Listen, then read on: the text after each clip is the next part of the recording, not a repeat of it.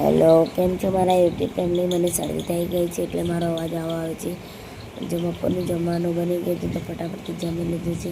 અને મારા મમ્મી છે પછી નિર્વાણને રમાડે છે. અને જુઓ આપણે હાથ ઉપર આ કલાકારી દેખાડી દીધી છે.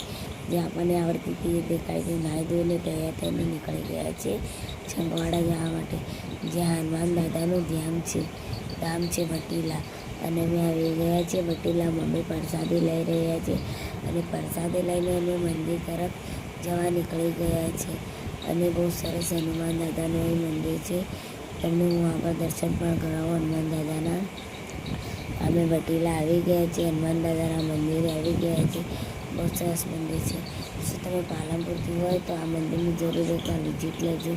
અને બહુ સરસ ત્યાં ઠંડુ વાતાવરણ પણ છે.